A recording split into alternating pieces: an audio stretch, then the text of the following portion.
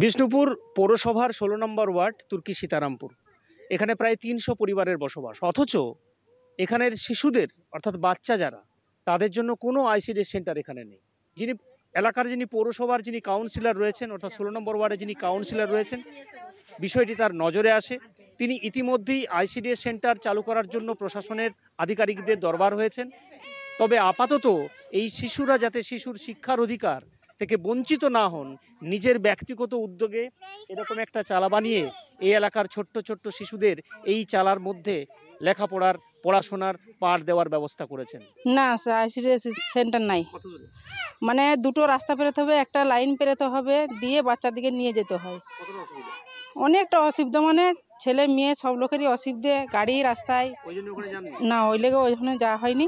৩০০ মানে ফ্যামিলির মানে পরিবার, তো এখানে বাচ্চাগুলোর মানে আইসিডিএস স্কুল থেকে শিক্ষা থেকে এরা বঞ্চিত ছিল। তো যার জন্যে মানে এই উদ্যোগটা আমাদের এখানকার ১৬ নম্বর ওয়ার্ড, ১৬ নম্বর ওয়ার্ডের আপনার টুম্পা দাস মহন্ত, ইনি উদ্যোগ নিয়ে, আমাদের কাউন্সিলর উদ্যোগ নিয়ে এই স্কুলটি মানে এটি এখন শুরু করেছেন। বাচ্চাদের স্বার্থে আমি প্রাথমিকভাবে একটা স্কুল শুরু করেছি। আপনি কি চারদিকে জানিয়েছেন আইসিডিএস সেন্টারের জন্য? আমাদের আগে যে এসডিও সাহেব ছিলেন তাকে আমি জানিয়েছি। তিনি বলেছেন যে সরকারি তো এটা হতে সময় লাগবে। তা চারদিকে আবেদন করবেন আইসিডিএস সেন্টারে? হ্যাঁ, আমি আমার যথাসাধ্যভাবে আমি আবেদন করব সরকারের কাছে।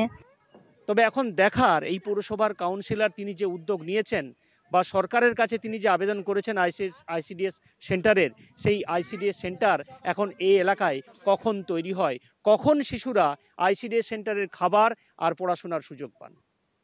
আমার শহর বিষ্ণুপুর থেকে সর্ব গঙ্গোপাধ্যায়, কলকাতা টিভি।